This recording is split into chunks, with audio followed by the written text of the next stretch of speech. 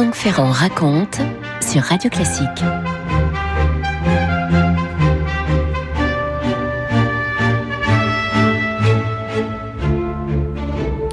Grande réception à la Tour Eiffel. Et oui, la Tour Eiffel, nous sommes en juin 1948. On achève de préparer tous les décors. Au niveau du sol, le cirque Bouglione a installé ses quartiers. Et quelle est la cause de tout ce battage ? Un gala de charité au profit des enfants déshérités, en présence du président de la République, s'il vous plaît, Vincent d'Auriol. Le nom du président n'est pas le plus clinquant sur l'affiche ce soir-là, disons les choses, parce que beaucoup de riches donateurs, de figures mondaines, d'artistes généreux sont venus à la Tour Eiffel. Évidemment, des noms du vieux continent, mais aussi des noms du nouveau monde, de l'Amérique triomphante de 1948. Des personnalités ont même accepté de donner de leur personne sur la piste, comme le correspondant du Monde, Henri Magnan, le raconte.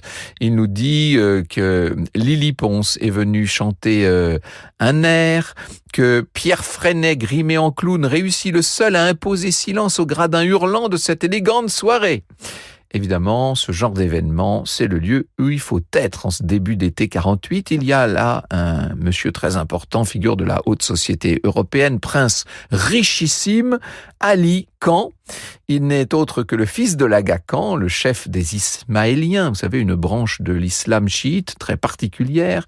Pour le présenter rapidement, disons que cet homme de 37 ans, Ali Khan, est à la croisée du rôle religieux qu'il hérite de sa famille et de ses occupations de très riches mondains, avec des fêtes incroyables, avec la gestion d'écuries magnifiques à travers le monde. Il est souvent présenté comme tiraillé entre la figure paternelle, avec toutes les exigences traditionnelles qui sont liées à sa naissance, et puis son goût pour une modernité où l'on se fait plaisir. Il est en tout cas le genre de personne que l'on remarque. Il n'est pas vraiment beau, son front est clairement dégarni, mais il a beaucoup de charme, il est gracieux, avec ce regard sombre qui sait faire impression. D'ailleurs, il s'est marié depuis des années à une aristocrate britannique, mais ça ne l'empêche pas de continuer à séduire plus qu'à son tour.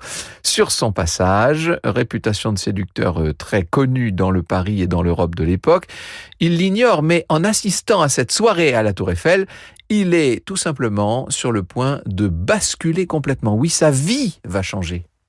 Franck Ferrand sur Radio Classique. Parce que parmi les stars hollywoodiennes qui sont là, Ingrid Bergman, Eddie Lamar, il y a Rita Hayworth. Alors, elle a 29 ans à l'époque. Est-ce que j'ai besoin de vous préciser qu'elle a la chevelure auburn, bien sûr, on s'est mis à connaître le mot en France à propos de Rita Hayworth elle-même, visage splendide avec ses yeux noisettes. Elle est tout simplement magnifique. On peut dire, elle est devenue un sex symbole, quoi. Chacun, en la voyant, peut avoir en tête le rôle sulfureux qu'elle a tenu 2 ans plus tôt dans Gilda, et notamment la fameuse scène où, dans une robe noire qui épouse ses courbes, elle chante « Put the blame on Mame », tout ça en retirant ses longs gants, enfin on connaît ça. En ce soir de 48, donc sous la Tour Eiffel, Rita Hayworth porte une tenue d'inspiration grand siècle qui met sa beauté en valeur. La manière dont elle se présente en lisant un mot dans un français un petit peu hésitant achève de conquérir le public, et parmi les gens qui sont là, Ali Khan a été foudroyé par le charisme de l'actrice, mais aussi peut-être par cette fragilité qui transparaît sans cesse en elle. Le biographe de Rita Hayworth, la biographe Barbara Leeming, nous dit « En Égypte, durant la guerre, il avait été fasciné en la voyant pour la première fois sur un écran dans Arène sanglante. Et maintenant qu'elle lui apparaissait enfin en chair et en os, il décida de la suivre partout en Europe jusqu'à ce que l'occasion se présente de se trouver en sa présence. Au besoin, lui, le prince, saurait bien créer cette occasion. » Il a des raisons d'y croire. Ali Khan, la presse en a assez parlé pour qu'il le sache. Rita Hayworth est séparée de son deuxième mari, Orson Welles, en personne, le grand réalisateur et acteur Orson Welles. Par ailleurs, elle va rester un petit peu en Europe. Elle fait un long voyage lié à sa prise de distance vis-à-vis d'Hollywood. C'est Elsa Maxwell, grande figure mondaine de l'époque et spécialisée dans les soirées de haut vol, qui va permettre à Ali Khan de faire un grand pas. Pendant cet été l'été 48. Elle invite Rita à une réception à Cannes. L'actrice hésite parce qu'elle n'est pas très en forme. En fait, elle songe alors surtout à renouer avec Orson Welles, qui justement se trouve en Europe. Mais Elsa la convainc de venir se changer les idées. Elle lui aurait dit « Le dîner est à 9h30, mais je vous demande d'arriver en retard. Faites une entrée à sensation. Vous verrez, ça va vous remonter le moral. » Et en effet, Rita arrive très en retard. On ne voit qu'elle. Son entrée ne laisse personne indifférent, surtout pas Ali, qui va se retrouver à table à côté d'elle. Et dès la fin du dîner, il l'emmène, se souviendra Elsa Maxwell, admirer les étoiles. Vous écoutez Radio Classique. Et au fil de cette année 48, la liaison va prendre forme. Fascination littérale d'Ali pour Rita. L'actrice, elle, voit ses réticences diminuer peu à peu parce que ce prince est tellement dévoué, tellement charmant, et puis ne ressemble à personne d'autre. Elsa Maxwell, dans ses souvenirs, aura ces mots. Les nombreuses aventures d'Ali lui ont valu une réputation de guéluron qu'il paraît mériter, mais il convient de signaler qu'il travaille davantage que n'importe quel homme de sa situation et de sa fortune. Et plus loin, elle raconte « La sorte de magnétisme qui chez Ali agit sur les femmes vient en partie d'une vitalité presque animale. Je suis convaincu que depuis sa naissance, une force existe en lui qui l'oblige à trouver un exutoire à sa stupéfiante énergie. Il pourrait ne plus risquer de se casser le cou en pratiquant des sports violents, mais il semble avoir un étrange penchant pour ce qui est dangereux. Si j'osais, j'ajouterais, ça tombe bien. Début 49, les bruits commencent à circuler sur ce couple qui est en train de se former. En janvier, Ali a décidé de présenter Rita à son père, l'Aga Khan. Puis des journalistes sont conviés à la résidence d'Ali sur la Côte d'Azur, qui s'appelle Château de l'Horizon. Bref, on voit bien que quelque chose est en train de se tramer. Dans Combat, Sylvain Zegel relate cet événement, cette invitation sur la Côte d'Azur. Ali Khan était vêtu d'un veston de laine bleue. Il tournait le dos à la mer, ayant distribué des déclarations renéotypées. Il expliqua « Dès que je serai libre, j'épouserai Rita ». Comme on demandait au prince si son papa l'Aga Khan approuvait ses projets, il éternua, puis très digne, il répondit « Évidemment ». Il faut dire que la future union est entourée de difficultés. Outre le divorce qu'il implique, il n'est pas si évident que le fils d'un grand chef religieux musulman épouse une actrice hollywoodienne catholique et qui, semble-t-il, est décidée à bien rester catholique. Et ça n'est pas tout. En fait, Rita n'a pas oublié Orson Welles. Elle a des doutes, elle n'est pas sereine, elle pense un temps à s'échapper. Le mariage ne s'organise pas moins sous les yeux d'un public avide. Il y a la fascination oppressante des uns, il y a les commentaires désobligeants des autres, pas toujours dénués de mépris, d'ailleurs pour ne pas dire même de racisme, qu'importe. Les amants, tous deux divorcés, vont pouvoir s'unir le 27 mai 1949. Et ce jour-là, les abords de la mairie de Vallauris sont pris d'assaut. Rita apparaît souriante à la descente d'une somptueuse voiture dans une tenue assez simple, grand chapeau. Ali lui porte chemise blanche et costume noir. Et ensemble, ils se présentent donc devant le maire de Vallauris, qui ne s'attendait pas en cours de mandat à solliciter le oui matrimonial de Rita Hayworth en personne, vous imaginez ?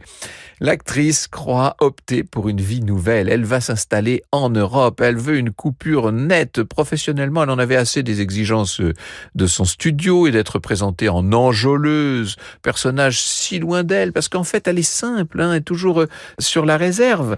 Et sentimentalement, il y a ce mariage stimulant, un peu éprouvant, c'est vrai, avec Orson Welles, on en reparlera demain. Et puis, il y a bien pire, et il y a eu quelque chose d'atroce.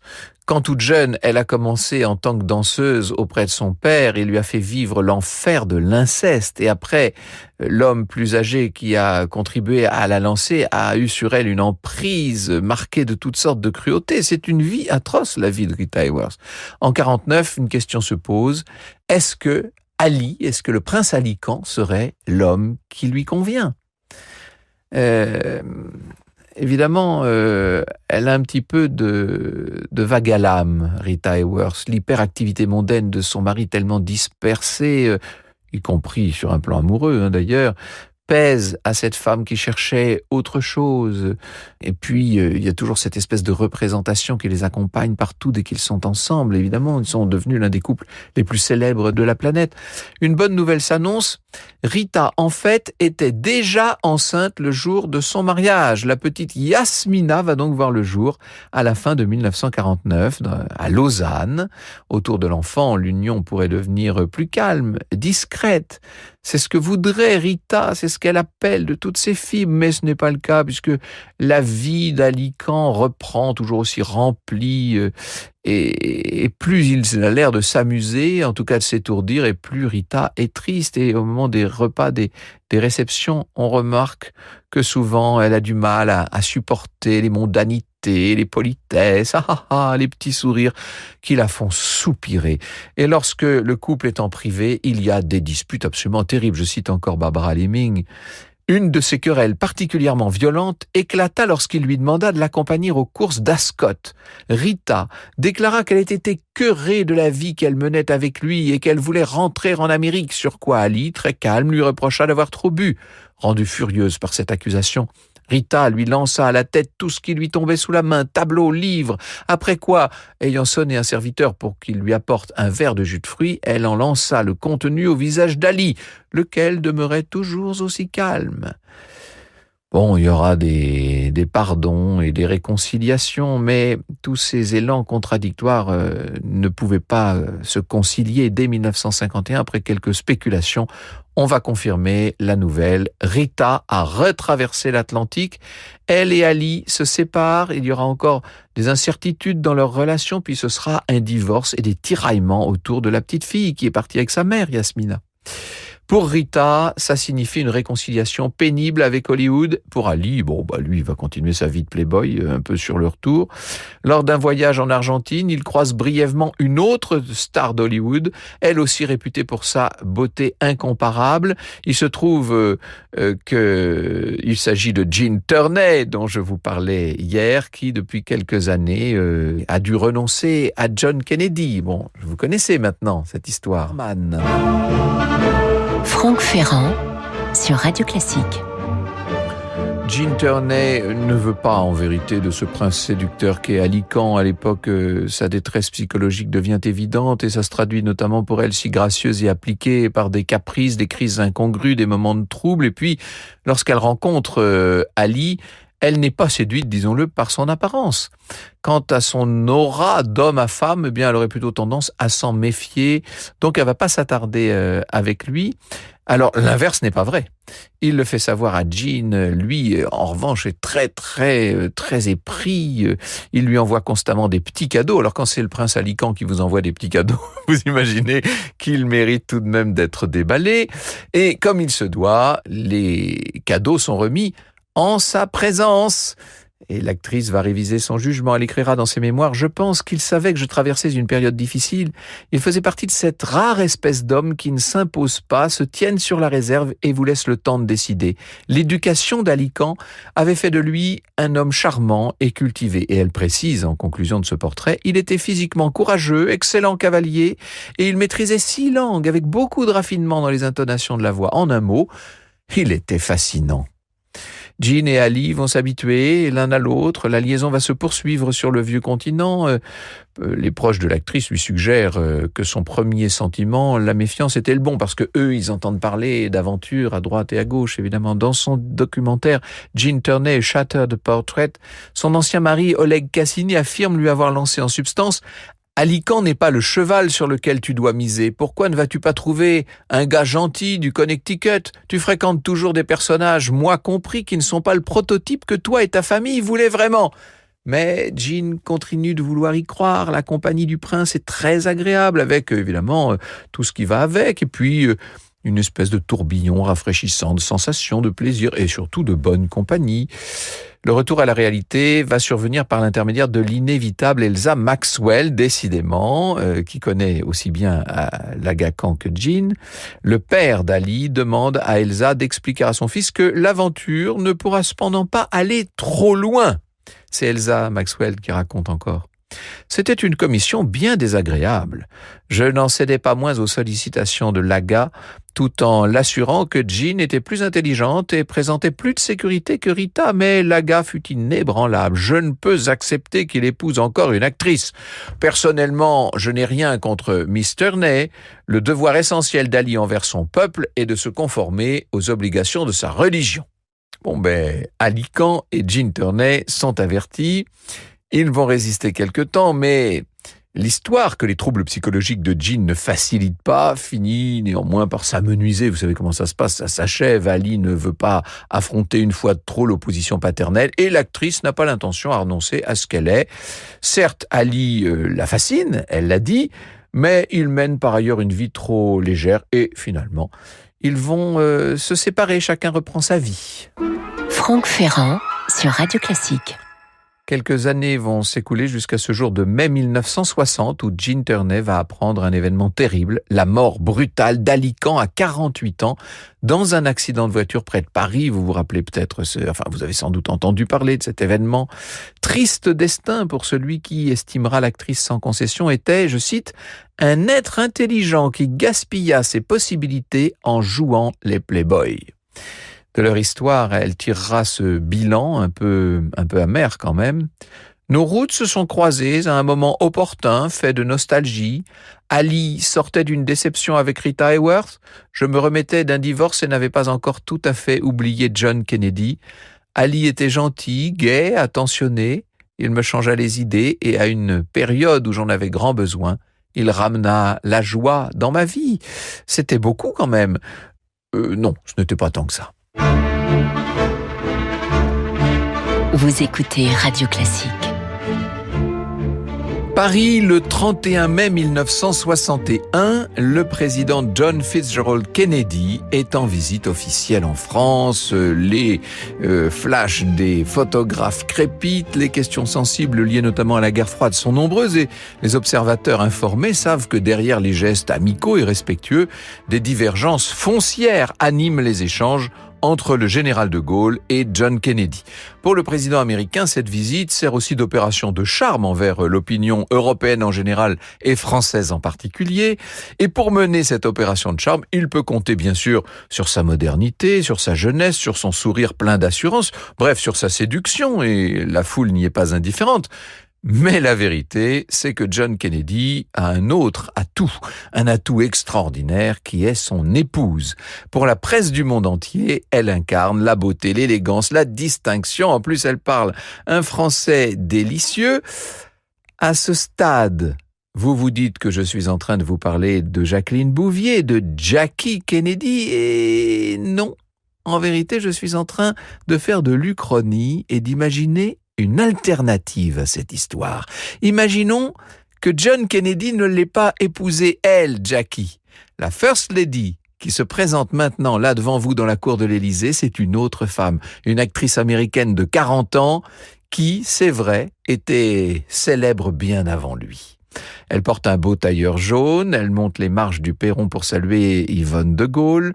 Les photographes essaient d'immortaliser au mieux ses beaux cheveux sombres, son visage taillé dans le marbre, peut-être aussi surtout la clarté de ses yeux, de ce bleu invraisemblable qu'on n'arrive même pas à définir.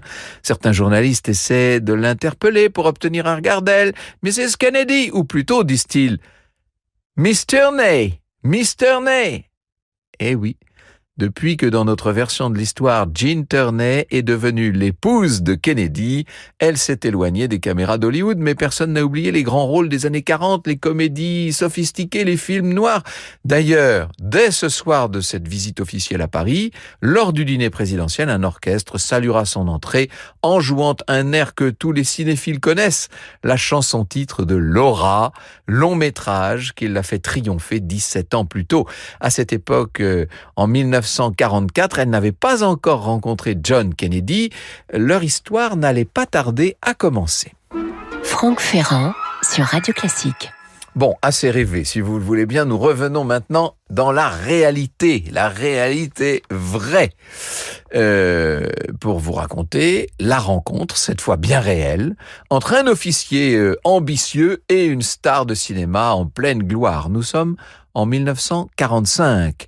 John Kennedy à 28 ans. Il n'a pas encore, bien sûr, la célébrité qu'il aura quelques années plus tard, mais tout de même, il est entouré de l'aura d'un certain nombre d'exploits militaires dans la guerre du Pacifique, et il en paie d'ailleurs encore le tribut physique. Il faut se le figurer très svelte, avec cet air aimablement taquin qui suggère un séducteur déjà expérimenté. Et puisqu'il est en goguette sur la côte ouest, on lui a proposé de visiter les plateaux de cinéma de la Fox. C'est comme ça que ça se passe, vous savez. Alors il est en lieutenant de vaisseau, il est resté en uniforme, il est prêt à s'amuser de l'animation du studio, et le voilà sur le plateau de Dragonwyck, un drame psychologique qui a été confié à un réalisateur débutant à l'époque, Joseph Mankiewicz. Bien sûr, le jeune Kennedy, en vacances à Hollywood, n'est pas n'importe qui. Il est issu d'une famille richissime de la côte Est, famille qui a des liens intimes avec toute l'industrie du cinéma, et il n'a pas droit à la visite au pas de course qu'on réserve aux touristes de deuxième ordre. Non. Lui a le privilège d'être placé tout près de la caméra qui est en train de tourner. Il peut voir de très près l'une des plus grandes stars du studio. Elle a 25 ans. Et c'est Gene Tierney. Elle est vêtue d'une jolie robe assortie à ses yeux. Elle est en plein travail sur une scène. John a de quoi être littéralement époustouflé, non seulement par les traits de l'actrice, mais par l'allure tellement spéciale de cette femme réputée être une des plus belles femmes du monde. La vérité, c'est que le sentiment est réciproque. Voici ce qu'écrira Gene Tierney dans ses mémoires. Le réalisateur cria « Gene, tournez lentement et regardez droit dans l'objectif ». Je me retourne et mon regard plonge dans les plus beaux yeux bleus qu'il m'ait été donné de voir sur un visage d'homme. Il était là, debout, à côté de la caméra, il m'a souri et je réagis exactement comme réagissent les héroïnes des romans d'amour. Mon cœur se mit à battre la chamade. Est-ce qu'on peut parler d'un coup de foudre ? Vous écoutez Radio Classique.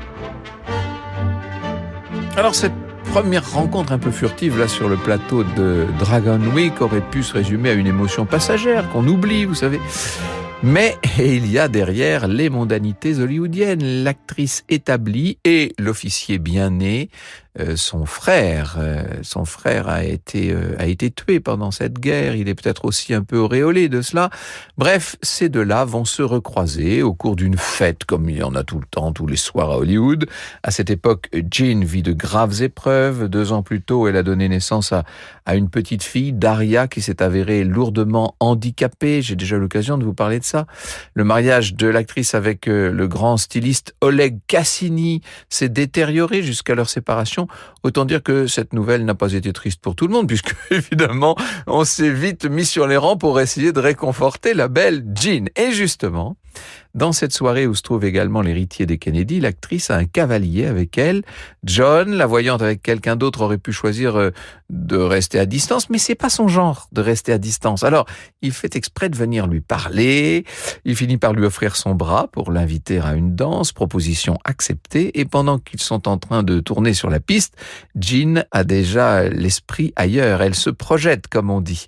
Elle le racontera d'ailleurs. Elle dit que il serait bien facile de tomber amoureuse d'un tel homme. John va réinviter Jean et au fil de l'année 1946, c'est une véritable histoire qui est en train de se dessiner, qui ne se résume pas à l'attraction physique des débuts. Ils se retrouvent sur toutes sortes de sujets, d'abord leurs origines irlandaises, leur éducation extrêmement soignée, et puis des drames intimes. Jean va l'écrire. J'étais sur le point de prendre la décision de placer Daria, ma fillette handicapée, dans une institution, John compris. Il me parla de sa sœur Rosemary, anormale de naissance, que sa famille avait toujours chérie et protégée. Pour lui, ce sujet était délicat. Chez les Kennedy, on ne se complaisait pas dans les misères. Bientôt, Jean et John se retrouvent loin d'Hollywood, sur la côte Est cette fois, avec une relation qui est en train de devenir une véritable relation. Ils sont discrets sans doute, mais ils sont surtout très remarquables. Comme le raconte Olivier Rachman dans Le siècle des stars, 40 portraits d'icônes hollywoodiennes, John Kennedy, je cite, « présente l'actrice à sa famille si dure et si unie avant de l'entraîner, amant tendre et avide de publicité, au Versailles, à New York, pour un concert d'Edith Piaf. N'oublions pas qu'on est à l'époque où les ambitions politiques du jeune homme vont se concrétiser. En 1946, John prépare son élection à la Chambre des représentants. Il a déjà en tête un jour, pourquoi pas, de devenir président des États-Unis. Et à l'approche de la trentaine, il est clair qu'il serait bon pour son image, et qu'il en finisse avec cette vie de célibataire qui fait un tout petit peu ricaner. Jean, avec sa célébrité et sa distinction, pourrait faire la fiancée idéale. Alors, en vérité, ça n'est pas si clair que ça, parce que pour le clan Kennedy, l'actrice, quelles que soient ses qualités, est loin d'être la candidate parfaite. D'abord, elle n'a pas reçu l'éducation catholique des Kennedy. Elle est protestante. Souci plus important encore, elle est toujours mariée quand même avec Oleg Cassini. Même si elle effectue des démarches pour que son divorce soit prononcé, c'est quand même une énorme difficulté dans cette Amérique puritaine, bien entendu. Avoir une épouse divorcée serait peut-être pas très bien vu de la part d'électeurs potentiels. Du côté de la famille de Jean maintenant, le regard qu'on pose sur John n'est pas tellement plus encourageant. Bien sûr qu'il est reçu poliment par la mère de Jean, mais ni elle ni le frère de l'actrice n'aiment véritablement l'idée de la voir avec cette étoile montante du camp démocrate, parce que chez les Turney, on serait plutôt républicain, qui plus est un démocrate qui s'avère catholique. Ah non. Et puis, ils sentent probablement que les intentions de John à long terme sont plus claires politiquement que sentimentalement, si vous voyez ce que je veux dire en essayant d'employer des périphrases très élégantes. Bref, plusieurs proches de Jean aimeraient la voir tourner le regard vers un autre, et pour dire les choses, ils ont déjà dans la tête un autre nom, un autre visage.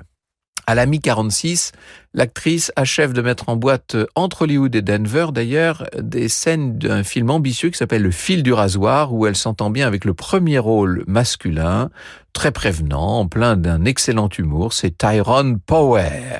Il est un petit peu oublié aujourd'hui, mais dans les années 40, c'est véritablement le sexe symbole adulé. Il est lui aussi en train de sortir d'un mariage qui s'effondre, et Jean peut difficilement ne pas remarquer qu'elle lui plaît. À côté de l'imprévisible John Kennedy, peut-être un peu léger, ce serait un choix beaucoup plus sûr, plus solide. L'idée mérite d'être étudiée.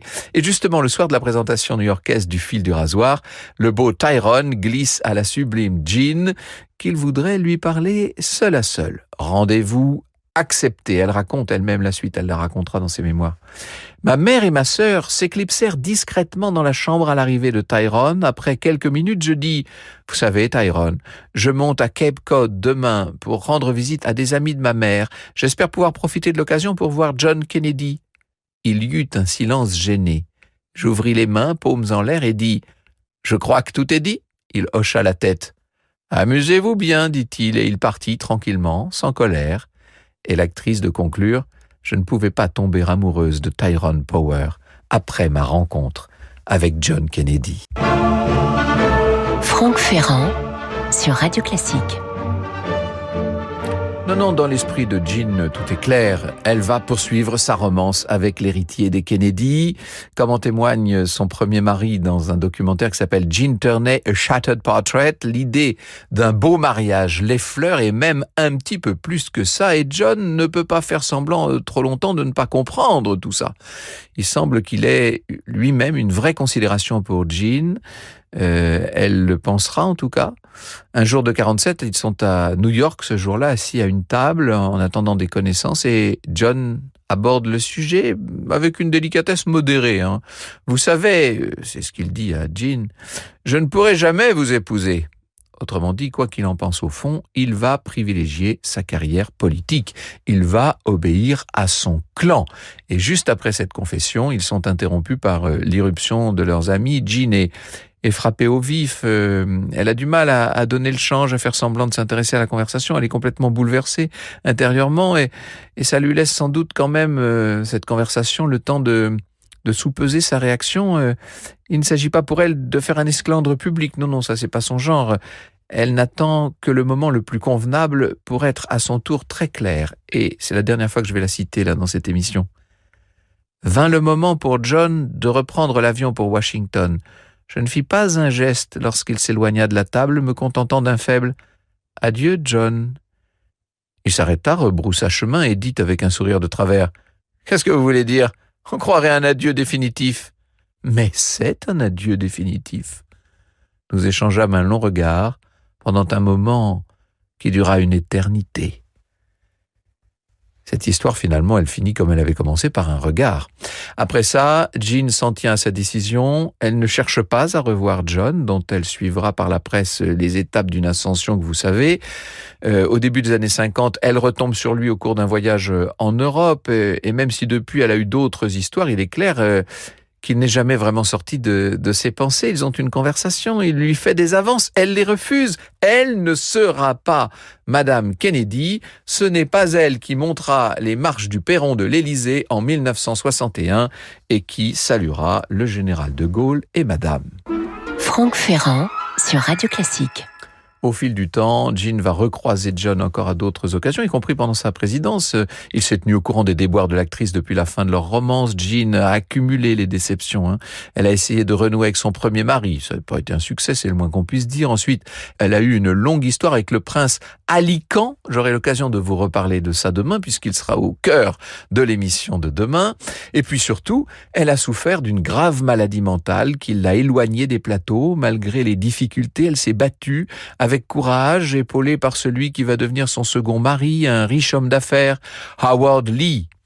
En 1962, à l'occasion de la sortie de Tempête à Washington, donc le film d'Otto Preminger, film politique dans lequel elle joue bien sûr, Jean participe à une réception à la Maison-Blanche. Et comme par hasard, elle se trouve à côté du président. C'est l'occasion d'un échange délicat, qu'on imagine empreint de nostalgie. Jean parle d'un bonheur qu'elle a trouvé auprès de son nouveau mari. Ce sera leur dernière rencontre. L'année suivante, on le sait, John Kennedy sera assassiné atrocement à Dallas. Dans l'histoire amoureuse du président, qui a tellement de scandales et de rumeurs graveleuses à afficher, son attachement de jeunesse pour Jean Turney paraît une chose un peu à part. Il n'aura pas épousé l'actrice, mais on doit pouvoir suggérer comme une hypothèse qu'il en a été au moins un petit peu désolé. Vous écoutez Radio Classique. 1938, Frances Gumm, alias Judy Garland, a 15 ans. Elle est depuis plus de 2 ans sous contrat avec la MGM. Le studio a repéré son talent de chanteuse, d'abord en cette voix exceptionnelle, décrite souvent comme une sorte de mélange de puissance et de délicatesse. À ce moment-là, la MGM commence tout juste à faire d'elle un peu plus qu'un second rôle chantant. N'oubliez pas qu'on est encore relativement dans les débuts du cinéma parlant, qui est aussi et peut-être surtout un cinéma chantant. Mais si vous le voulez bien, cette Judy, on va la découvrir non pas sur un plateau de cinéma, mais dans une salle de classe. Là, derrière des pupitres face à un tableau noir, de jeunes espoirs de la MGM se retrouvent pour recevoir une base d'instruction. C'est Bertrand Tessier, le récent biographe de Judy Garland, qui le précise. De tous les studios de Los Angeles, la MGM est le seul à avoir sa propre école, la Little Red School, qui tient son nom de ses murs rouges. Et pour les jeunes artistes, disons-le, c'est un endroit où l'on bavarde, c'est un endroit où l'on se compare et où l'on commence parfois à se rapprocher. Parmi les camarades de classe, Judy se distingue surtout par sa normalité, il faut le dire. À proximité d'une actrice comme Lana Turner, qui est d'1 an son aînée, qui a été recrutée pour sa beauté extraordinaire, il est facile de passer pour une adolescente plus ordinaire. Judy a pourtant ce regard noir, pétillant, parfois mélancolique, et puis ses traits qui restent un peu poupons, un peu grassouillés, n'en sont pas moins prometteurs. Elle a des dents qui laissent à désirer, c'est vrai, un nez un petit peu relevé, bon... vous allez dire que je m'attarde beaucoup sur le physique de cette jeune fille, mais n'oubliez pas que nous sommes à Hollywood dans les années 1930 et que ce physique, c'est la seule chose qui à l'époque importe au studio. Ça paraît dément, mais c'est comme ça. Et on comprend que Judy, à côté de certaines, n'ait pas une totale confiance en elle. Dans sa classe, il y a un étonnant petit artiste de la MGM qui s'appelle Mickey Rooney, comme nous disons nous, avec un physique particulier, 1m57, visage assez bizarre, des cheveux blonds roux, et, disons-le, pour compenser tout ça, un charme à revendre. Et puis, à 17 ans, de succès en succès, on peut dire qu'il est en train de devenir une véritable star. Et dans cet Hollywood très souvent libéré, il est un séducteur intempérant qui multiplie les flirts. Les jeunes filles sur lesquelles il s'attarde sont plus du genre Lana Turner que Judy Garland, mais justement, et voici ce que racontera Mickey Rooney dans ses mémoires. Il raconte tout ça à sa manière, c'est-à-dire une manière assez franche, c'est le moins qu'on puisse dire. J'appréciais vraiment Judy. C'était comme si on s'était toujours connus et qu'on était destinés à être meilleurs amis. Mais l'attirance sexuelle n'était pas là. Lana Turner, c'était une autre histoire. Oui, bon. Pour lui, donc, Judy, qu'est-ce que vous voulez, c'est l'amie de classe. C'est la gentille, la pétulante Judy. Un rôle qu'on peut supposer pour elle un petit peu frustrant quand même. Ce que l'acteur ignore, c'est que son ami un peu mal dans sa peau s'apprête à devenir à son tour une immense star. Franck Ferrand sur Radio Classique. À l'époque, le patron de la MGM, c'est Louis B. Mayer. Il a évolué sur un point important, c'est que cette petite Judy qu'il désigne, entre autres périphrases sympathiques comme la grosse gamine, vous voyez, eh bien, il a compris qu'elle avait un don, quelque chose en elle, même quand elle ne chante pas, qui émeut le public et qui l'intéresse. Et dans ce monde tellement concurrentiel qu'est Hollywood, Judy peut faire la différence. C'est un peu l'outsider qui dispose d'une arme que les autres n'ont pas, un charisme assez extraordinaire, fébrile, nerveux certes, mais puissant ce charisme-là. Conséquence, les rôles qu'on lui confie vont être de plus en plus importants. Et en 1939, elle est propulsée au sommet de l'affiche, et c'est pas n'importe quel film, Le Magicien d'Oz. Elle va créer une chanson qu'elle interprétera encore et encore toute sa vie, Over the Rainbow, qui va devenir peut-être l'une des chansons les plus célèbres de tout le siècle. Elle est aussi associée à Mickey Rooney dans une série de films trépidants. Ils vont assez vite être identifiés comme une sorte de couple d'ados stars, si vous voulez, des adolescents qui sont là, une sorte de phénomène. La même année que Le Magicien d'Oz, ils vont triompher dans Babes in Arms. Et Mickey apparaît là en gamin sympathique, mais alors absolument indélicat. Quant à Judy, elle joue son rôle finalement, la belle âme, dévouée, ignorée, malmenée, mais qui va être reconsidérée à temps, vous voyez. Le public applaudit aux chorégraphies endiablées de ces deux-là. Il s'attendrit devant les péripéties amoureuses, un petit peu puériles, à peine sorties de l'adolescence de ces deux comédiens. Et en coulisses, l'un comme l'autre, plein d'énergie, vont souder ce qui devient une grande amitié. Et la vérité, c'est qu'ils s'adorent. On les voit tout le temps s'esclaffer ensemble, se murmurer des confidences à l'oreille. Et il est vrai qu'une réalité étrange est en train de les unir. D'abord, il y a la célébrité qu'ils ont conquise quasiment en même temps, et puis ce planning de travail complètement harassant qui fait d'eux de véritables complices. Paul Donnelly, qui est encore un autre biographe, cite Judy Garland. « Il nous donnait des pilules pour qu'on tienne debout bien après que nous fussions fatigués. Puis il nous conduisait à l'hôpital du studio pour nous assommer avec des somnifères. » Donc on leur donne des excitants le matin et des somnifères le soir. Vous voyez comme c'est sain tout ça. Judy s'ajoute une surveillance pénible de son poids, avec là aussi des substances qui sont censées l'aider à sculpter sa silhouette. En vérité, elles sont en train de la détruire, ces substances. Bref, quand même, sur un plan sentimental, il y a une grosse différence entre les deux. Mickey est heureux de sortir brièvement avec toutes sortes de femmes. Quant à Judy, elle ne veut pas de ce genre d'histoire. À 17 ans, d'une manière un petit peu irréaliste, elle va tomber sous le charme du clarinettiste Artie Shaw. Alors évidemment, en français, c'est un peu spécial, mais en anglais, ça n'est pas un jeu de mots.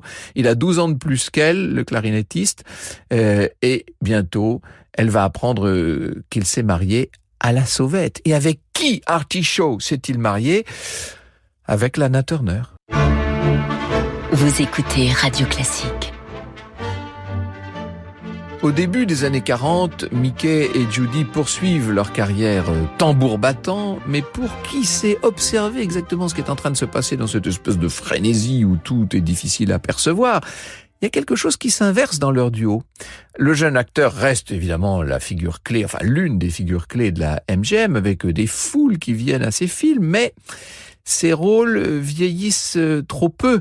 il a du mal à sortir des sentiers battus et il a du mal à acquérir la maturité qu'on attendrait d'un garçon de son âge. Alors que Judy, elle, en a terminé avec l'âge ingrat. Il y a une sorte de charme qui a éclos, ses capacités d'actrice lui ont ouvert de nouvelles perspectives, et puis il y a ce timbre de voix, bien sûr, qui est tellement célèbre maintenant. À environ 18 ans, elle se rapproche d'un chef d'orchestre qui a 30 ans, lui, qui s'appelle David Rose, que Bertrand Tessier décrit comme, je le cite, calme, assez timide, un peu falot. Pour elle, ce n'est pas un flirt, c'est une vraie histoire qui va se construire. Et ça l'a conduit, un jour de l'été 41, à révéler un secret à Mickey. Elle a décidé de se marier malgré tout le monde et le plus vite possible avec ce fameux David Rose, là, avec ce chef d'orchestre. Et son copain de toujours est complètement désarçonné. La vérité, il n'ose pas se l'avouer, mais c'est qu'il est jaloux. Il va décider d'interroger son ami sur ce mariage un peu trop rapide. Voilà ce qu'il nous dit dans ses mémoires. Ils nous servent de fil rouge, les mémoires de Mickey Rooney. Elle m'a invité à m'asseoir à côté d'elle. Je ne lui ai pas posé la question que j'étais venu poser. À la place, je lui ai dit « Je veux juste te souhaiter tout le bonheur du monde ». Elle mit l'un de ses doigts sur mes lèvres. « Chut, chut, Mickey ». Je vis une forme de tristesse dans ses yeux et je remarquais une sorte d'excitation dans sa respiration qui m'indiquait qu'elle était bouleversée de « Eh bien oui !» de me quitter. Elle me prit par les coudes, m'approcha d'elle et me donna un baiser plein de sens. Ah oui, c'est un peu inattendu pour une jeune mariée, n'est-ce pas? Quel est le sens de ce baiser? Est-ce que Mickey a raison de laisser entendre des sentiments qui n'auraient pas été révélés? En fait, il ne le saura jamais vraiment, puisque les deux amis vont se séparer ce jour-là en se promettant simplement de rester toujours aussi proches, et peu de temps après, Judy Garland va devenir Mrs. David Rose. Mickey et elle continuent de s'apprécier, de travailler ensemble, mais désormais chacun va vivre sa vie privée de son côté. Mickey épouse un petit peu plus tard une jeune actrice débutante qui n'est autre qu'Ava Gardner. Nous garderons Ava Gardner, j'allais dire sous le coude si vous le permettez pour demain. Pour l'instant, disons simplement que pour diverses raisons, les deux unions ne durent pas. Puis vient en 1944 la mobilisation de Mickey auprès des GI en Europe. On est évidemment en pleine guerre mondiale, bien sûr. Et quand il rentre en 1946, eh bien, il a un peu changé, il a les traits un peu bouffis, il reparaît devant les caméras de la MGM, mais c'est pas évident, On sait plus trop quoi faire au studio de ce garçon qui devient un peu encombrant, disons les choses, et c'est comme si le conflit mondial avait accéléré le temps. Même si Mickey garde une grande popularité, son image, c'est toujours un peu l'image du gamin d'avant-guerre, et puis il devient difficile à gérer, il joue plus que de raison, des nuits entières sur le tapis vert, sa vie est une suite de fêtes et de liaisons dont certaines sont scandaleuses, bref, c'est plus tout à fait l'enfant chéri de l'Amérique. Et au même moment, Judy, disons-le, ne va pas beaucoup mieux. Même si elle est devenue, alors elle, vraiment une superstar d'Hollywood, elle continue à consommer ces fameuses pilules là et ça n'arrange pas son mental. Son deuxième mariage avec le brillant réalisateur Vincente Minnelli est compliqué malgré la venue au monde de leur fille, Liza Minnelli, vous savez, qui naît au début de 1946. En fait, les deux anciens adolescents stars sont un peu chacun coincés dans ses addictions. Le jeu et les filles d'un côté pour lui, et pour elle, ses pilules et ses complexes. De nombreux auteurs vont faire le lien avec les substances qui leur avaient été données très tôt, bien sûr. Il faut dire que les studios les avaient accoutumés d'une certaine manière. Alors, Mickey et Judy, malgré leur serment, ne sont plus aussi proches qu'ils l'étaient. Leurs rapports se sont beaucoup refroidis, même si il leur arrive encore de partager des scènes. Par exemple, dans Words and Music, un film musical extraordinaire en 1947. L'année suivante, Mickey finit par quitter la MGM. Quant à Judy, après quelques nouveaux succès, notamment aux côtés de Gene Kelly ou de Fred Astaire, elle sera licenciée par le studio en 1950. Alors, qu'est-ce qu'il en est de leur carrière respective et puis de ce lien qui les unit? Le même mot semble pouvoir être utilisé pour Mickey Rooney comme pour Judy Garland, c'est le terme irrégulier. Il y a un côté un peu montagne russe, l'un et l'autre oscillent entre des périodes sombres et des essais de retour. Les comebacks de Judy sont souvent impressionnants, avec des films ou des concerts qui resteront gravés dans les mémoires, mais à chaque fois, ses addictions vont l'emporter. Quant à Mickey, eh bien, ça ne va pas mieux pour lui. Et avec le temps, ils vont finir par renouer. Ils se revoient toujours avec plaisir, même avec beaucoup d'affection. Ils se rendent des services. Vous voyez, c'est ces espèces d'amitié qui traversent les âges de la vie. Ils vont se téléphoner pour échanger des conseils de plus en plus souvent. Il arrive à Mickey Rooney de remplacer Judy Garland pour un grand gala ou un engagement qu'elle n'arrive plus à honorer. La véritable amitié, elle s'épanouit dans les crises les plus graves et c'est ce dont ils vont faire l'expérience. Franck Ferrand sur Radio Classique. Je vous parlais tout à l'heure de deux adolescents, mais maintenant ils sont quadragénaires. Leurs difficultés s'accumulent comme leur mariage. Au total, au cours de sa vie, Mickey Rooney comptabilisera 8 mariages. Et quant à Judy Garland, elle en aura 5 de son côté. 13 mariages à eux deux, c'est pas si mal. En tout cas, quand on est à Hollywood, on peut dire ça. Ils s'escriment à rester debout face à tous les drames, à toutes les déceptions. Mickey s'enquiert souvent de l'état difficile de son ami. Lui, c'est un petit peu assagi, un petit peu seulement. Notamment, il s'est découvert un intérêt pour la religion. Il est devenu un bon chrétien. Jusque-là, ça l'avait pas tellement concerné, tout ça. Pour ce qui est de ses addictions, ce qu'il appelle une leçon de choses survient en 1967. Il est très marqué par une overdose que Judy vient de faire, qui n'est pas mortelle, heureusement, mais qui aurait pu l'être. Et cet événement va l'encourager à recourir lui-même à un médecin. Ensuite, il tente d'entraîner Judy sur le même chemin. Elle aurait accepté, mais en réalité, l'entretien médical ne donne rien de très concret. Si l'on en croit Mickey Rooney, l'année suivante, les deux amis ont une conversation au téléphone sur le sujet. Lui suggère à Judy de mettre un temps sa carrière entre parenthèses. Il lui propose de prendre soin d'elle pour qu'elle prenne le temps de se libérer de ses addictions. Il raconte l'échange. Je veux juste que tu arrêtes ce que tu prends, quoi que ce soit. Je veux juste que tu sois bien, mon ange. Je sais que tu peux le faire. Et elle ne répond rien. J'attendis 6-7 secondes. Finalement, j'ai entendu cette toute petite voix, pas sa voix de comédienne, mais la voix de la vraie Judy. Et elle surgissait de son puits de désespoir. Elle m'a dit « Mick, penses-tu vraiment que je puisse le faire ?» Et ça m'a brisé le cœur. Judy ne suivra donc pas les conseils de Mickey Rooney. Les concerts, à l'époque, l'attendent en Europe. C'est une espèce de fuite en avant. Au Royaume-Uni, malgré sa voix très abîmée, elle va chanter Over the Rainbow. Vous imaginez devant un public extraordinairement ému, à en pleurer. Elle chante aussi Just in Time. C'est dommage qu'elle se détruise autant. Voilà ce qu'on dit quand on l'écoute, quand on la suit et quand on l'aime. Franck Ferrand sur Radio Classique. En juin 69, Mickey Rooney a maintenant 48 ans. On est près de Philadelphie. Il consacre sa matinée à l'une de ses passions. Il a un club de golf bien en main sur un immense green et soudain, une silhouette s'approche de lui à toute vitesse. La nouvelle est en train de se diffuser, nouvelle qui va choquer tout le pays. Elle concerne Mickey de près. On s'est dit qu'il fallait tout de suite le prévenir. Judy Garland vient d'être retrouvée à Londres, chez elle, sans vie. Elle est morte d'une overdose. Évidemment, et pour l'acteur comme pour tout le public qui a grandi avec elle, la surprise n'est pas totale, mais le coup est brutal.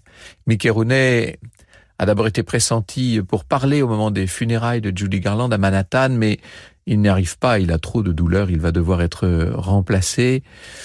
C'est James Mason, partenaire de l'actrice dans un de ses grands films Star is Born, qui fera le discours. Il dira « Elle avait besoin de dévouement et d'amour au-delà des ressources de chacun de nous ».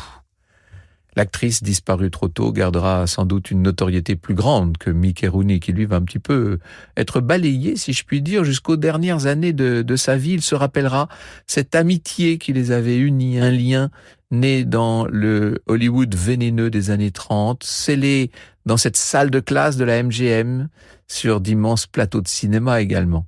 Mickey Rooney gardera une question en lui, peut-être un peu trop douloureuse, cette question: que serait-il advenu si, lorsqu'il était allé parler à Judy de son premier mariage avec David Rose, s'il avait osé lui poser la question fatidique, est-ce que tout ça aurait pu se transformer en autre chose? Je lui laisse pour finir la parole.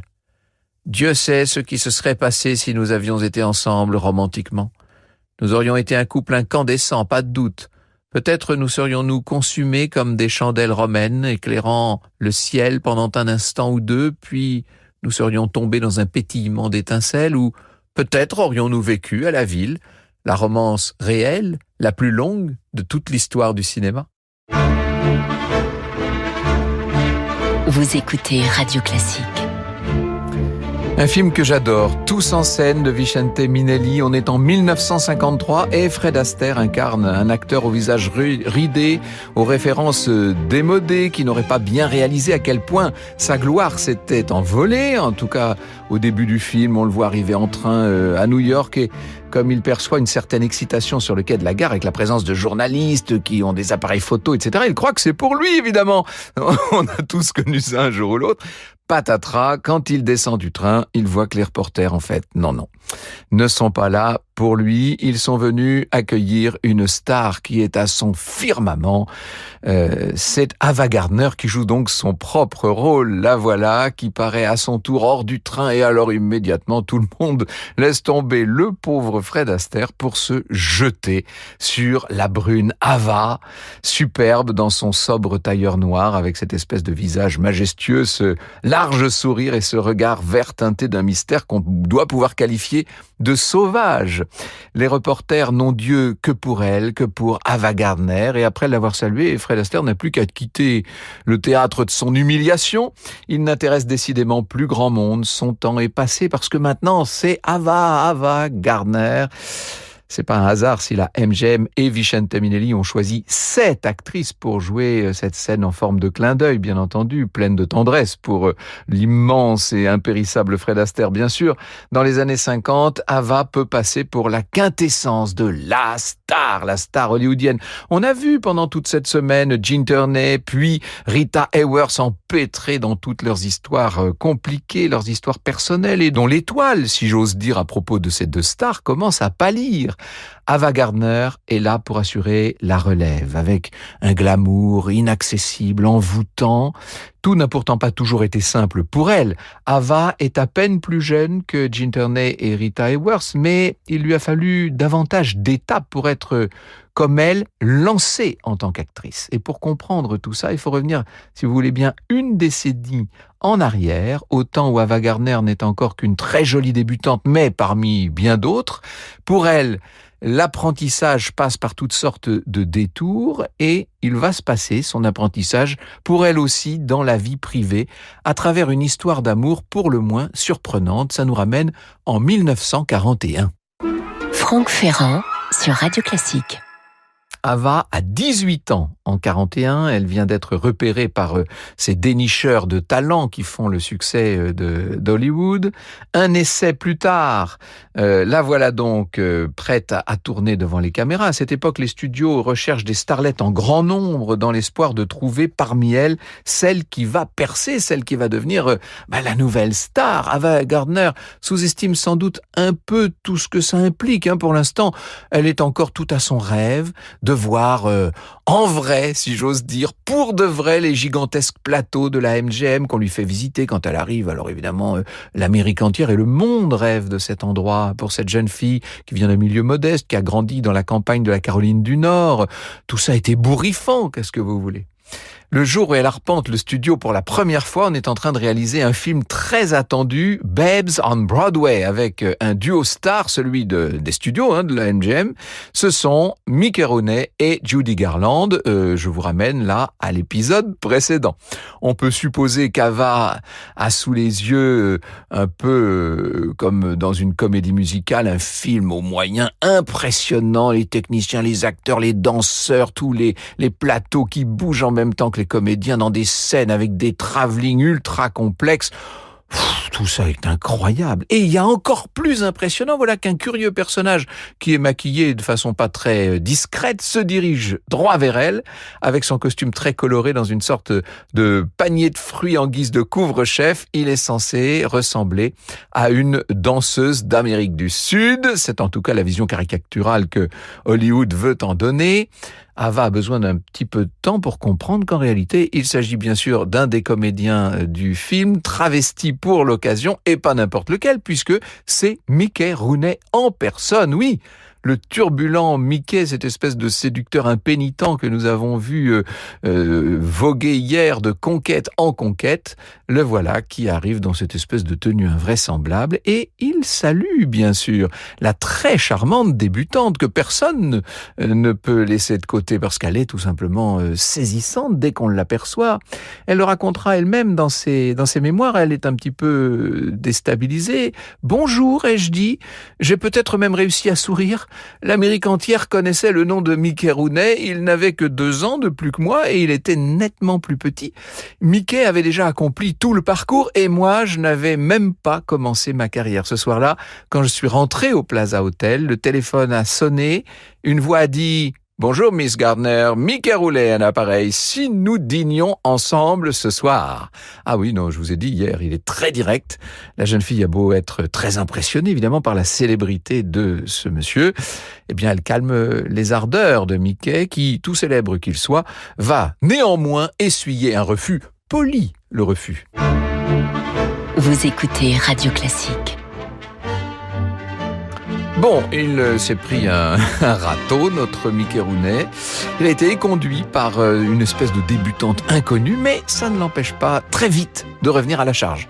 Ava explique de nouveau. Pour Mickey, le nom n'existait pas. Tous les soirs de ses 2 premières semaines à Hollywood, le téléphone a sonné et Mickey était au bout du fil. Parfois, c'était Beppy, donc ça c'est la sœur d'Ava, qui décrochait et répondait gentiment que j'étais sorti ou bien que j'étais fatigué. D'autres fois, je m'en chargeais. À 18 ans, on observe le code de la jeune fille bien élevée, façon sudiste, et on n'obtempère pas au doigt et à l'œil quand un monsieur vous invite à dîner. Les demoiselles du Sud attendent d'être courtisées, et le prétendant doit se montrer galant, chevaleresque et patient. Oh, patient, pas sûr que l'acteur de 20 ans le soit. En revanche, il est persévérant. Oui, ça c'est un fait. Bon, il est sans doute un peu complexé par sa taille, il fait 1m57, je vous l'ai dit. Il a des traits qui ne sont pas encore très mûrs, ils sont même un petit peu médiocres, disons-le. Mais il a ce charme un peu enfantin, espiègle. Il parie sur l'enthousiasme extraordinaire qui, non seulement emporte les foules, mais devrait normalement emporter une jeune fille, d'autant plus qu'il a derrière lui, autour de lui, l'aura d'une expérience amoureuse déjà longue. Ava va finir par lui accorder son rendez-vous. Il aurait été proposé cette fois par un intermédiaire mobilisé par l'acteur. C'était Dick Paxton en personne. Dans ses mémoires qui ne sont pas toujours très fiables, Mickey donne de la scène une version que personne ne peut vérifier. Voilà ce qu'il dit. Mickey m'envoie, dit Paxton. Elle le regarda de haut, sans inimitié, apparemment amusée. Je ne crois pas, dit-elle. Paxton secoua la tête. Je pense que vous êtes folle, Miss Gardner. Ne réalisez-vous pas le bien que Mickey pourrait faire à votre carrière? Elle dit que non. Puis Mickey ajoute perfide, quand je l'ai appelée cet après-midi-là, elle semblait plus chaleureuse, plus amicale. C'est pas très élégant, cette façon de présenter les choses. En attendant, le dîner a lieu. Ava exige que sa sœur soit là, un peu comme un chaperon. Mickey fait ce qu'il sait faire, plaisanterie sur plaisanterie, autour de crêpes Suzette, une spécialité qui à l'époque est inconnue de la jeune fille. Encore une fois, elle débarque de sa Caroline du Nord, et puis l'acteur l'entraîne sur une piste de danse avant de la raccompagner chez elle. Bon, de quoi faire battre le cœur d'une jeune fille, normalement. Au moment de se séparer, Mickey n'est pas échaudé par la réserve que Ava affiche. À l'en croire, il ne résiste pas, il la demande en mariage. Il n'en est pas question, mais elle n'a pas l'air d'être fâchée pour autant. Le rendez-vous sera suivi de pas mal d'autres et en quelques semaines, Ava va se surprendre à s'enticher de ces blagues perpétuelles d'un acteur d'une énergie absolument invraisemblable. Elle est séduite par ce qu'il dégage. Mickey, lui, continue encore et toujours de demander sa main et il sent que les refus qui se succèdent néanmoins ne sont plus tout à fait aussi fermes qu'ils l'avaient été de prime abord. Fin 41, elle finit par dire oui. La vérité, c'est qu'ils ne se connaissent que depuis quelques mois. Seulement, Hollywood ne s'inscrit pas vraiment dans une temporalité normale, si vous voyez ce que je veux dire. Et puis, comme l'acteur le suggère, l'actualité joue peut-être aussi un rôle de catalyseur, puisqu'on est en plein dans l'attaque de Pearl Harbor à l'époque, vous savez. Et tout le monde est dans un état d'urgence extrême, et notamment à Hollywood, où tout prend des dimensions folles. Mickey ne va pas tarder à entrer dans le bureau du patron de la MGM pour lui faire la grande annonce. Louis B. Mayer réagit mal. Il pense probablement que Mickey, qui joue encore des rôles d'adolescent, commet une erreur en voulant comme ça se marier. L'acteur, pour autant, ne flanche pas face à son patron et au prix de lamentations et de ce qui ressemble quand même à un chantage assez mal déguisé, on ne sait pas bien ce qu'il en est exactement, il va obtenir une vague bénédiction. Il n'y a vraiment pas d'enthousiasme du côté de la MGM et de Mayer. Le Mayer de Metro-Goldwyn-Mayer, ai-je besoin de le préciser? Voilà comment, le 10 janvier 1942, Ava et Mickey se passent la bague au doigt devant un pasteur dans une petite ville de Californie avec une lune de miel qui commence dans un bel hôtel un peu plus au nord de l'État. Pas tout à fait normal la lune de miel puisqu'il y a toujours le fameux chaperon. Alors cette fois, c'est la MGM qui a délégué Les Peterson, qui est attaché de presse et depuis longtemps chargé de contrôler les débordements de l'acteur star, de Mickey Rooney. Ce n'est pas le pire que la présence de Les Peterson pour Ava Gardner, puisque Mickey, en vérité, n'a pas tellement l'intention de se préoccuper d'elle. Il est totalement égocentrique. Elle raconte comme ça le jour qui suit la nuit de noces. Le lendemain matin, au lever du jour ou presque, Mickey a déserté le lit pour filer au golf. Il avait rendez-vous pour un parcours avec 3 copains à lui. Il a passé le plus clair de notre lune de miel sur le green, confiant le paquet à qui vous savez, donc au fameux Les Peterson. C'est elle qui se surnomme Paquet. Je descendais prendre le petit déjeuner, il était là. À l'heure du dîner, il était là. Et au moment d'aller se coucher, il était encore tout prêt. Voilà une désertion qui n'augure rien de bon. Ava n'a cependant pas que des déconvenues. Elle éprouve pour Mickey une affection réelle. Elle veut voir cet homme-là comme l'homme de sa vie et il l'entraîne dans ce monde incroyable de fêtes, d'amis stars, etc. Est-ce qu'après tout, ça ne pourrait pas suffire ? Franck Ferrand sur Radio Classique. Alors, il y a aussi la vie professionnelle et la carrière d'Ava avance un petit peu. Depuis son arrivée, le studio a travaillé sur son image. On le fait pour toutes les stars débutantes, évidemment. Et pour reprendre les mots d'Antoine Cyr dans Hollywood, la cité des femmes, elle a fait la tournée des services de l'usine à rêve, coiffure, costume, esthéticienne. Il y a aussi des leçons de comédie, de diction, des séances photos, etc. Enfin bref, la vie d'une actrice dans ses débuts. Ava surtout effectue des passages express dans un certain nombre de scènes. Au mieux, elle a trois bouts de répliques sans intérêt, mais à tort ou à raison, elle a le sentiment que la MGM n'a pas compris qui elle était. Qu'on ne lui donne pas exactement sa chance. Et puis surtout, elle a l'impression, qui m'a l'air quand même d'être un peu plus qu'une impression, que son mari ne l'aide pas beaucoup. Ce n'est peut-être pas le plus grave, puisque les mois défilent et que la jeune actrice se demande quel pourrait bien être le ferment de son couple. Mickey continue de vivre exactement comme s'il était resté célibataire, il est tout le temps absent, il voit même visiblement d'autres femmes, même s'il passera son temps à le nier. Conséquence logique, dispute, tempête, jusqu'au mot de trop. On sait comment ça se passe. Un jour, Ava est un peu trop agacée par une scène de jalousie que lui fait Mickey. Elle lui annonce qu'elle s'en va. Elle dit « Tu sais, mec, j'en ai sacrément assez de vivre avec un nain. » Ah, ça, c'était juste le mot qu'il fallait pas prononcer.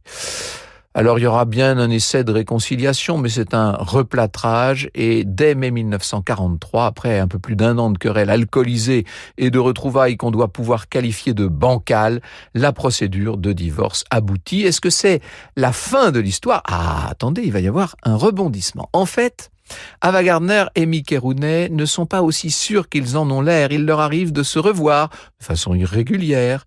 Début 44, Mickey apprend qu'il doit rejoindre l'armée. Ça signifie des mois, voire des années d'absence. Et encore une fois, la grande histoire va changer les perspectives. C'est intéressant cette période de la guerre, même quand on est à Hollywood, et peut-être même surtout lorsqu'on y est. Si on en croit les mémoires de l'acteur, la veille de son départ, il va passer une soirée avec Ava Gardner. Les heures s'égrènent assez agréablement pour que Mickey lui propose un remariage. Il prétend qu'à ce moment-là, elle lui aurait dit « Je t'attendrai, Mickey ». Alors que l'acteur a rejoint un camp d'entraînement à bonne distance, Ava aurait changé de ton puisqu'au téléphone, elle aurait fini par lui demander de ne même plus le contacter. Le sang de l'acteur ne fait qu'un tour. Dès qu'il a une permission, le voilà de nouveau sur la route de Los Angeles. Franck Ferrand sur Radio Classique. Et le voilà entre chien et loup devant chez Ava Gardner. Et à ce moment-là, il surprend un homme qui est juste passé devant lui et qui se présente chez l'actrice. Ni une ni deux, l'acteur sort de la voiture, se jette sur l'inconnu. Or, l'inconnu n'en est pas un puisque c'est tout simplement Howard Hughes. Vous imaginez l'homme le plus important d'Hollywood, milliardaire, inventeur, séducteur en série, tandis que la silhouette d'Ava Gardner se dessine sur le seuil de la porte. Les deux hommes se font face. Alors, ils n'ont pas tout à fait le même gabarit, puisque vous avez d'un côté Mickey Rooney avec son 1m57 et de l'autre l'immense et svelte Howard qui fait 1m90 et plus. Ce qui s'engage entre ces deux célébrités, c'est une vraie bagarre. Et c'est Mickey qui nous la raconte. Attention, c'est vraiment une scène de comédie sous sa plume. Bientôt, je dis sous sa plume, à mon avis, il dicte dans un magnétophone, mais bref. Bientôt, nous nous battions sur la pelouse d'Ava, un génie dégingandé et un gnome d'Hollywood, s'insultant au crépuscule. Ava nous injuriait tous deux, exigeant que nous arrêtions. Elle disparut dans la maison, puis revint avec un lourd encrier de verre. Je pense qu'elle voulait le lancer sur moi, mais elle a frappé Hughes. « Bonté divine !» cria-t-il. « J'ai une coupure à la tête !» « Oh mon Dieu !» a lancé Ava, tandis que du sang coulait. J'ai sorti un mouchoir de ma poche et je l'ai donné à Hughes. Bon, tout ça va s'achever un peu plus tard dans un fou rire général entre la femme, l'ex-mari et l'amant présumé. Est-ce qu'avec Mickey Rooney, les choses peuvent finir autrement que dans le rire ? Néanmoins, il va devoir se faire à l'idée que son histoire avec Ava Gardner est terminée. Il va partir comme prévu pour sa mission de divertissement des troupes américaines en Europe et en chemin, il s'arrête dans le sud des États-Unis. Fidèle à lui-même, il rencontrera là une jeune fille d'une grande beauté qu'il épousera sur le champ. Il l'ignore, nous dit Pierre-Louis Lancel, qui a préparé cette émission comme toutes celles de cette semaine spéciale, mais professionnellement, le sommet de sa carrière est déjà derrière lui. Alors que pour Ava Gardner, l'apogée est à venir, et elle n'aura pas eu besoin de Mickey pour l'atteindre. Au début des années 50, alors qu'elle vit une histoire d'amour passionnel avec Frank Sinatra, elle va être cette star immortalisée par de prestigieux réalisateurs, une des grandes incarnations de cette Hollywood aujourd'hui disparue, aussi cruelle qu'extraordinaire, et qu'on aura exploré pendant toute cette semaine. J'allais dire à l'ombre des coulisses, il en fallait un peu d'ombre sous tous ces projecteurs. Vous écoutez Radio Classique. Je sais que certains d'entre vous s'interrogent sur cette semaine spéciale consacrée aux amours à Hollywood. Si je parle aussi d'Hollywood cette semaine, c'est parce que c'est un âge d'or assez extraordinaire. Ce qui s'est passé là-bas, sur la côte ouest des États-Unis, entre le milieu des années 30 et le milieu des années 50, c'est une chose étonnante. C'est la prise de conscience par les États-Unis de leur surpuissance, non pas atomique ou militaire cette fois, et moins encore financière, mais culturel. Et quand je dis culturel, commercial, car dans ce pays-là, l'un ne va rarement sans l'autre.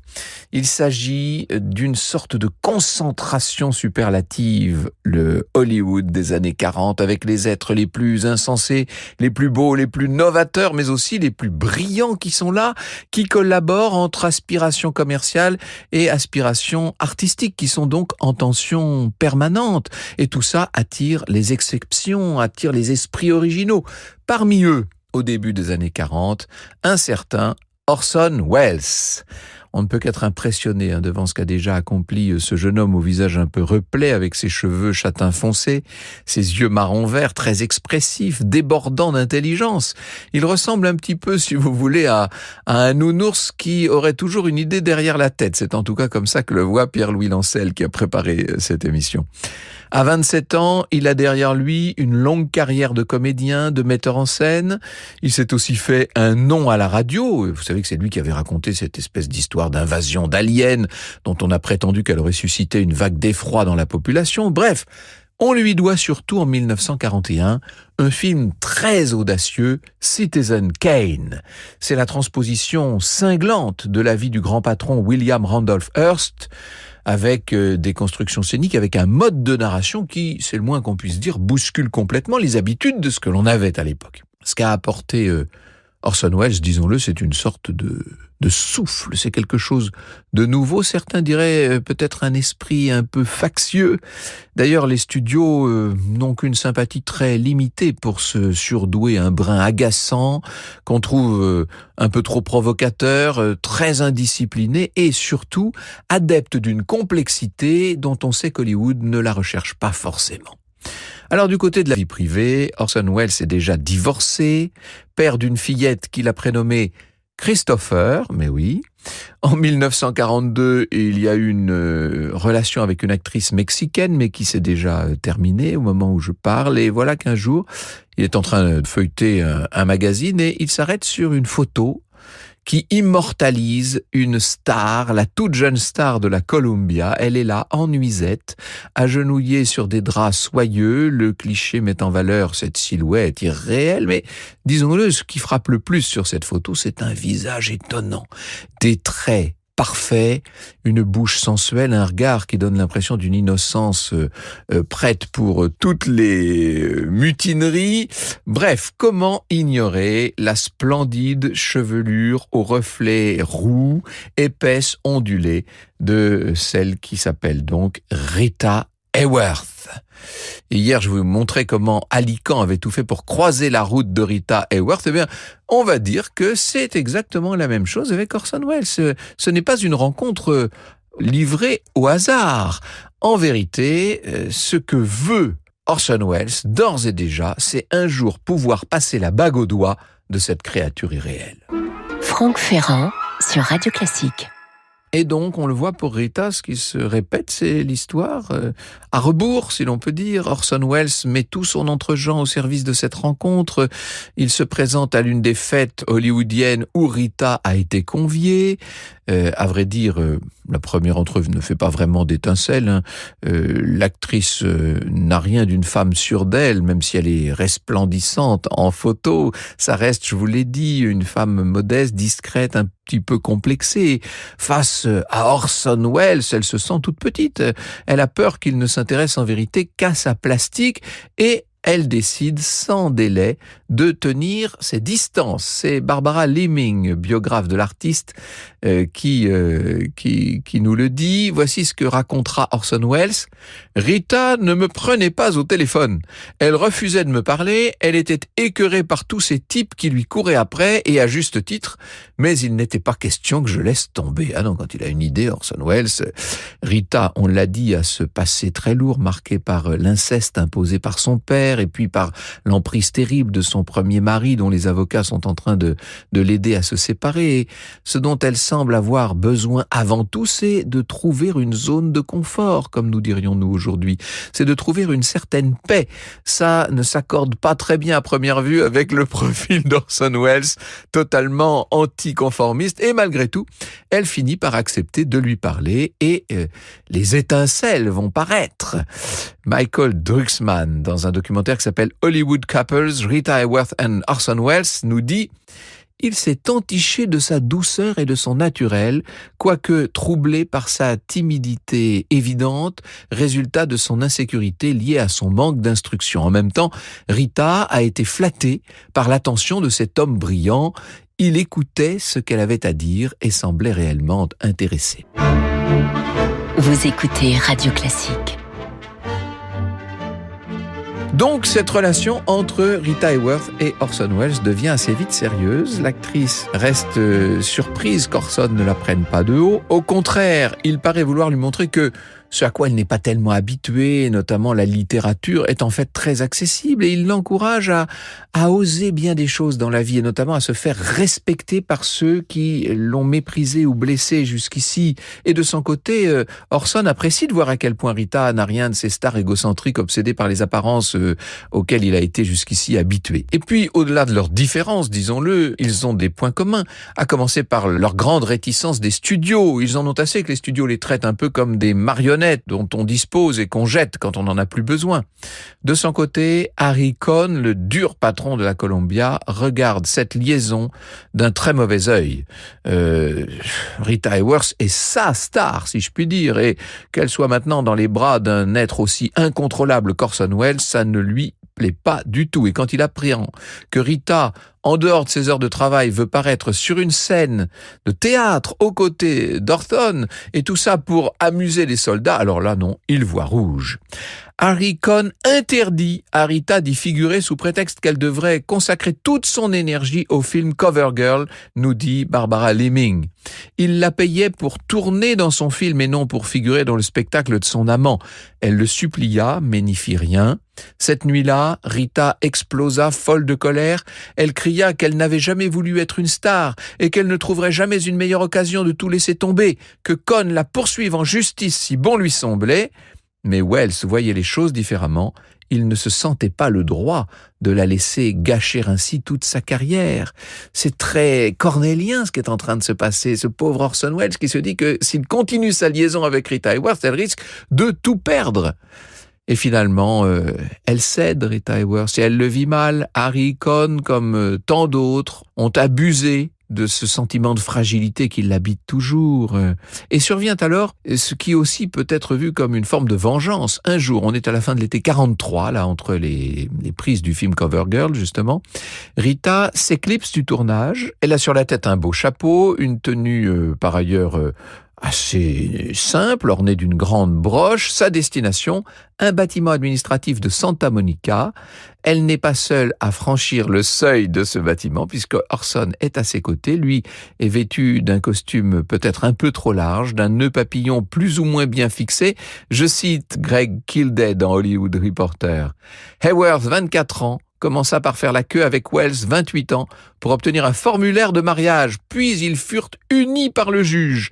Tous deux étaient visiblement nerveux, rapporta la United Press. Le document rempli, ils firent mine de partir et Welles revint timidement en arrière quand un employé lui suggéra d'emporter avec lui le certificat de mariage. Oui, il avait juste oublié ça au passage. La Columbia est un peu choquée, même si on n'est pas entièrement pris de court par ce mariage express. Le studio désapprouve, mais il voit surtout dans ce rebondissement l'occasion de faire parler. Des reporters vont être dépêchés d'urgence pour immortaliser l'événement. Le couple est désormais l'un des plus en vue, non seulement d'Hollywood, mais disons-le, de la planète, ce qui évidemment n'est pas très simple pour Rita et Orson, qui vont être affublés d'une étiquette plutôt insultante, puisque on les appelle the beauty and the brains, la beauté et le cerveau. À la ville, les deux artistes font face à diverses tribulations. En même temps, ils sont tellement célèbres, qu'est-ce que vous voulez ? Ils s'installent dans ce qui devient une sorte d'habitude de la célébrité dérobée, si l'on peut dire. Tout ça n'est peut-être pas fait pour déplaire à Rita, qui songe toujours à s'éloigner des plateaux de cinéma. L'actrice se montre chaleureuse avec la fille d'Orson Welles, avec Christopher donc. Celle-ci aura un jour ces mots qui sont cités dans un article du Guardian.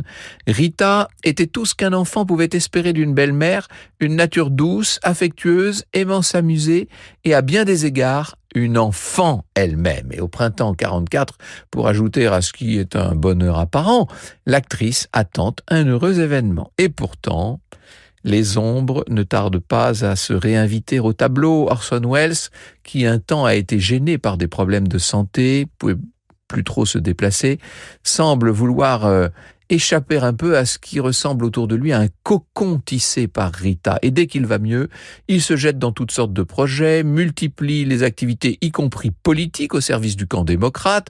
Il se verrait bien un jour accéder, pourquoi pas, à des postes importants. Je crois que l'ambition d'Orson Welles n'a pas de limite et qu'il se verrait même bien dans la Maison-Blanche, pour tout vous dire. Sa biographe nous dit, elle s'appelle Anka Visday, Rita, après quelques mois de bonheur, a vu son oiseau bariolé, à peine remis sur pattes, s'envoler à nouveau vers son destin. Welles ne se laisse pas piéger par la vie de famille. Malgré le bébé à venir, il continue sa tournée, pléthore de déplacements, discours, débats pour la réélection de Roosevelt. Les rares fois où il dort à la maison, il lui arrive de convoquer la presse autour de son lit. Il tient à montrer aux journalistes à quel point Rita, tirée de son sommeil sans aucun artifice, est naturellement belle.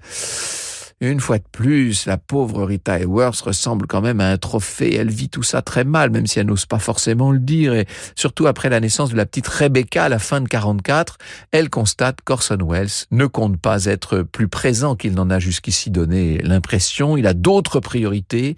Il la délaisse dans des moments où elle attendrait qu'au contraire, il soit là, près d'elle, qu'il la tienne, qu'il l'entoure.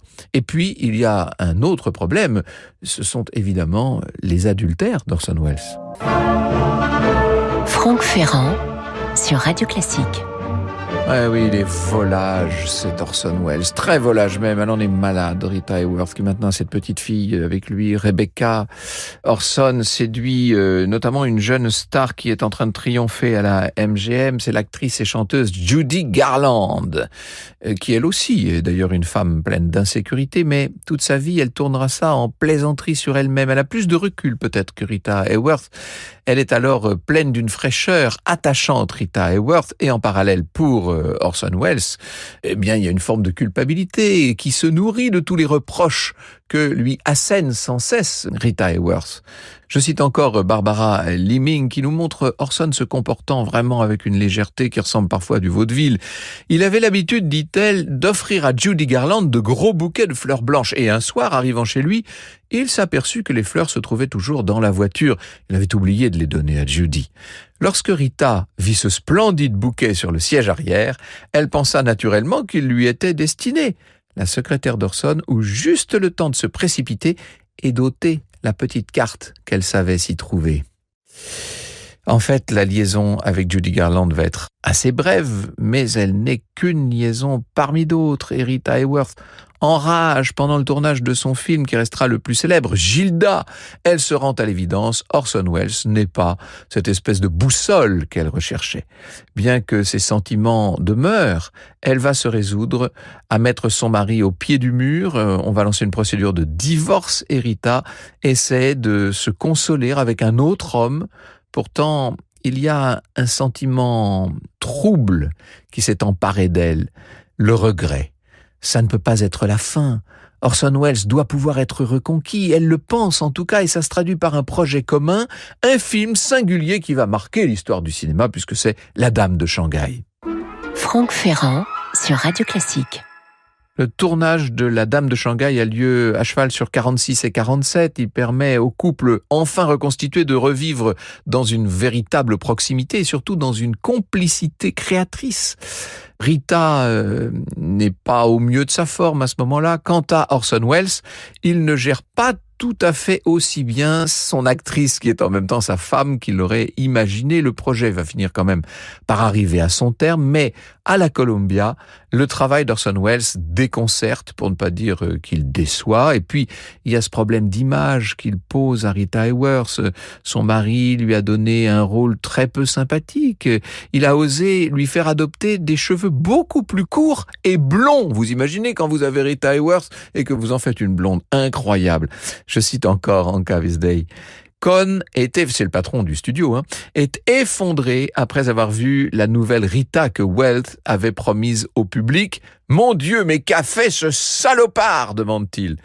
Et cependant, ce film, bien que Rita y joue une manipulatrice avide qui se sert de façon perverse de son charme, peut-être aussi à cause de cela, reste son meilleur film. En attendant, pour la Columbia, la gêne est telle que La Dame de Shanghai ne sera dévoilée au public américain qu'après un grand délai, et d'ailleurs ce ne sera pas un succès du tout.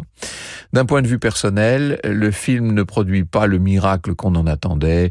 La relation entre Orson Welles et Rita Hayworth n'est pas ressortie triomphante de toute cette affaire et on va reprendre les procédures de divorce. Et c'est après cette époque que Rita Hayworth va voguer vers d'autres rives et donc épouser le prince Ali Khan, c'est ce que je vous racontais hier. L'échec de son union avec Orson Welles éclaire sans doute l'incapacité de l'actrice à supporter la vie éparpillée d'Ali Khan et comme plusieurs autres auteurs l'ont signalé et l'ont souligné, Rita est en quête d'une normalité qui lui échappe sans cesse. 2 mariages vont se révéler compliqués. On citera souvent d'elle cette phrase très dure: les hommes couchent avec Gilda et se réveille avec moi. Ben oui, mais quand vous êtes Rita Hayworth, comment voulez-vous qu'il en soit autrement? C'est ça toute la question. Il n'empêche, elle continuera de respecter Orson Welles et ce sera tout à fait réciproque. Le réalisateur, interrogé juste avant sa mort par Mary Griffin, interview qu'on peut trouver sur YouTube, c'était en 1985. Voilà ce qu'il dit, Orson Welles, à propos de son ancienne épouse, qui à l'époque était encore vivante, mais était sous le coup de la maladie d'Alzheimer. Elle aura été l'une des femmes les plus tendres, les plus douces qui ait jamais vécu. Vous écoutez Radio Classique.